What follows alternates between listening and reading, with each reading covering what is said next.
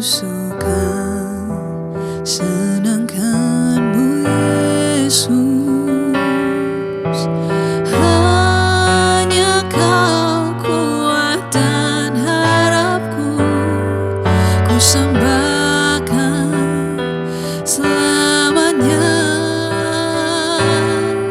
ku sembahkan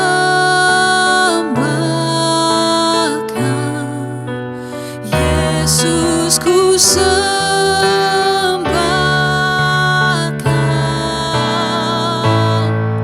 senap hatiku dan kekuatanku, ku rindu menyembahmu Yesus.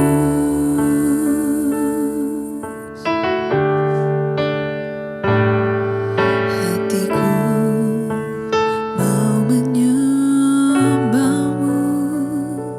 jiwaku merindukan Yesus, hanya Kau Tuhan dan Rajaku, ku sembahkan Allahku, ku rindu melayanimu, ku suka senangkanmu Yesus, hanya Kau kuat dan harapku, ku sembahkan selamanya, ku sembahkan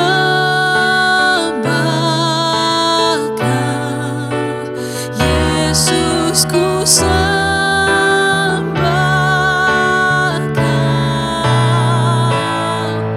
senap hatiku dan kekuatanku, ku rindu menyembahmu Yesus, ku sembahkan Yesus, ku sembahkan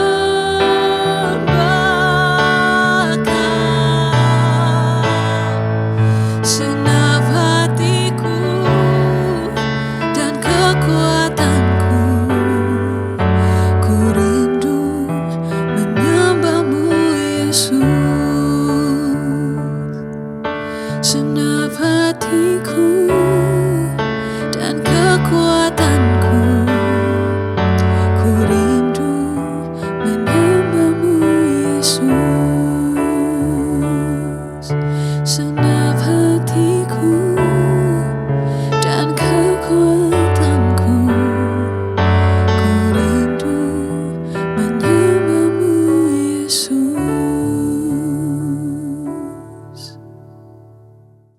Puji Tuhan, Shalom jemaat Tuhan. Kita ketemu kembali dalam Raise Up. Hari ini kita akan membahas di dalam Hakim-Hakim pasalnya yang ke-18. Nah, saudara bisa baca semua dari ayat ini sampai ayat yang ke-31. Tapi izinkan saya akan membaca sebagian ayat ini. Ya, Hakim-Hakim 18 ayat yang ke-29 dan 30 saya bacakan. Mereka menamai kota itu Dan menurut nama bapa leluhur mereka, yakni Dan, yang lahir bagi Israel, tetapi nama kota itu dahulunya Lais. Bani Dan menegakkan bagi mereka sendiri patung pahatan itu. Lalu Yonatan bin Gersom bin Musa bersama-sama dengan anak-anaknya menjadi imam bagi suku Dan, sampai penduduk negeri itu diangkut sebagai orang buangan. Nah, saudara yang dikasih Tuhan, latar belakang dari Hakim-Hakim 18 ini adalah kisah perjalanan suku Dan. Ya, di mana suku Dan ini memperoleh undi milik pusaka yang paling akhir dari semua suku yang ada di Israel. Karena bagian ini tampaknya terlalu sempit bagi mereka, yaitu bagian tanah ini, maka mereka menambahkan satu kota bernama satu kota di ujung utara Kanaan menjadi milik mereka. Nama kota itu adalah Lais atau Lasem. Nah, betapa malang bangsa yang tidak memiliki pemimpin atau pemimpin tidak benar. Itulah yang dialami Israel di zaman hakim-hakim. Nah, tidak ada pemimpin yang mampu membimbing rakyat ke dalam kehidupan yang adil dan makmur. Sekelompok orang suku Dan, ya, ini menderita dan tidak memiliki tanah. Mereka berkelana mencari tempat untuk berdiam. Sebagai bagian dari bangsa Indonesia, saudara, kita perlu berdoa dan mengupayakan agar kepemimpinan bangsa ini dapat berkelanjutan di dalam prinsip yang benar dan takut akan Tuhan tentunya. Nah, pemimpin yang baik itu adalah karunia besar dari Tuhan untuk sebuah suku bangsa. Nah, dari kisah ini muncul pertanyaan, apakah suku Dan itu ingin benar-benar tahu kehendak Allah atau sungguh-sungguh ingin mencari kehendak Allah itu? Atau sungguhkah jawaban yang diberikan imam bayaran, ya, iman bayaran itu berasal dari Allah? Nah, jawaban atas kedua pertanyaan di atas ini, jawabannya tidak. Kisah ini mempertegas bahwa manusia memang memerlukan Tuhan. Nah, itu sebabnya orang berusaha berdoa, memeluk agama, dan seterusnya. Betapapun murtadnya manusia dari Allah, tetap hatinya memerlukan terang ilahi. Terang dan kuat ilahi itu hanya dapat ditemui manusia di dalam Yesus Kristus, adalah firman yang hidup itu. Nah, pembelajaran dari suku Dan ini mengatakan kepada kita bahwa jangan turuti yang namanya kecenderungan hati. Sebab dikatakan hati manusia itu penipu adanya, condong pada dusta. Nah, benar kalau hati kita itu selalu melekat kepada Tuhan dan selalu dipimpin Roh Kudus, puji Tuhan. Tetapi hati yang benar yaitu lewat penyerahan diri, menerima Tuhan Yesus sebagai Tuhan dan Juru Selamat, serta hidup di dalam kebenaran firman Tuhan. Kiranya Tuhan Yesus memberkati kita dari setiap waktu. Dan kita tahu dengan pelajaran ini, kita terus mengharapkan dan terus hanya percaya kepada firman Tuhan. Mari kita berdoa. Tuhan, kami bersyukur dapat belajar dari suku Dan. Tidak mungkin kami bersikap pura-pura mencari kehendak-Mu, sedangkan Engkau tahu hati kami yang sesungguhnya.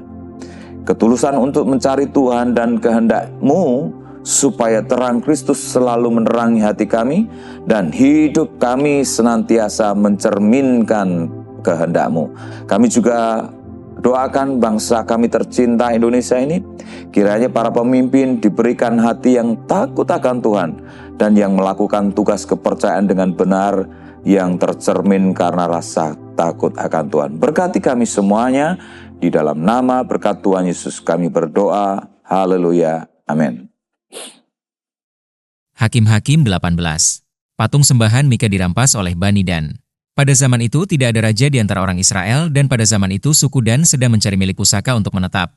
Sebab sampai hari itu mereka belum juga mendapat bagian milik pusaka di tengah-tengah suku-suku Israel. Sebab itu Bani Dan menyuruh dari kaumnya 5 orang dari seluruh jumlah mereka.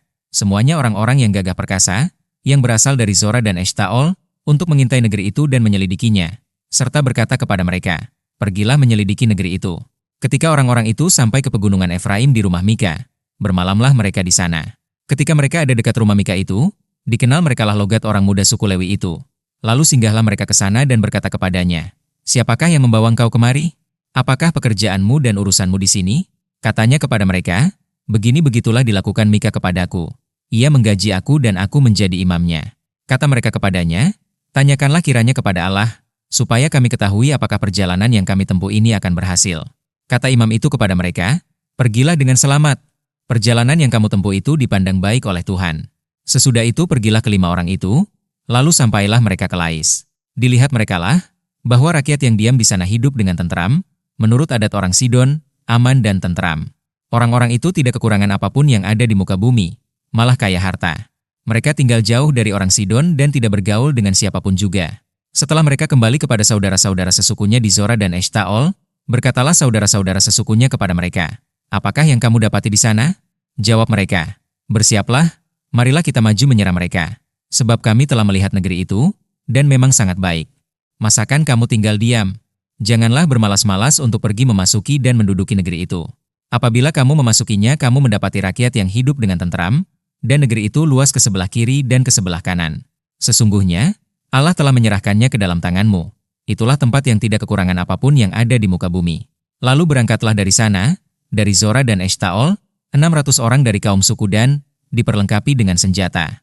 Mereka maju, lalu berkemah di Kiryat Yearim di Yehuda. Itulah sebabnya tempat itu disebut Mahanedan sampai sekarang. Letaknya di sebelah barat Kiryat Yearim. Dari sana mereka bergerak terus ke pegunungan Efraim dan sampai di rumah Mika.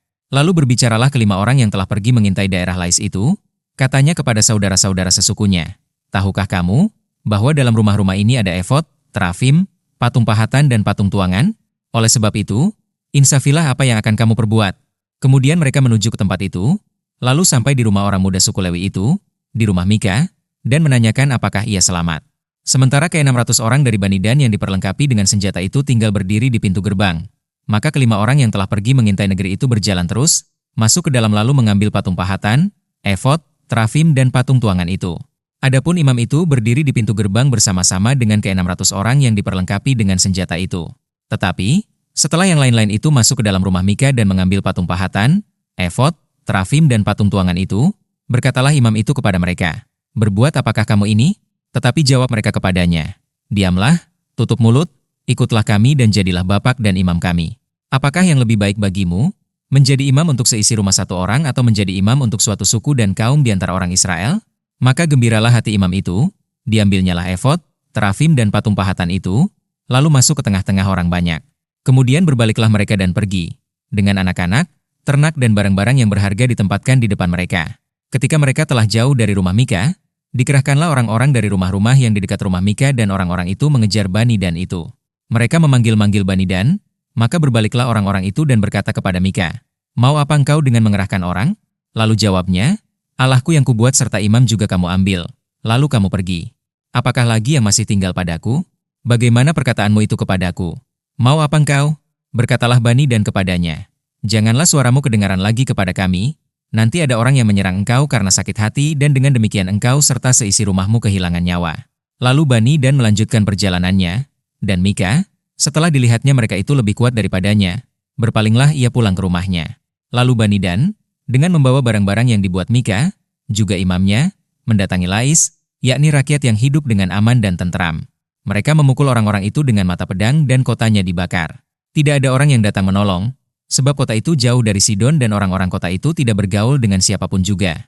Letak kota itu di lembah Bet Rehob. Kemudian Bani Dan membangun kota itu kembali dan diam di sana. Mereka menamai kota itu Dan, menurut nama bapa leluhur mereka, yakni Dan, yang lahir bagi Israel, tetapi nama kota itu dahulu adalah Lais. Bani Dan menegakkan bagi mereka sendiri patung pahatan itu, lalu Yonatan bin Gersom bin Musa bersama-sama dengan anak-anaknya menjadi imam bagi suku Dan, sampai penduduk negeri itu diangkut sebagai orang buangan. Demikianlah mereka menempatkan bagi mereka sendiri patung pahatan yang telah dibuat Mika itu, dan patung itu ada di sana selama rumah Allah ada di Silo.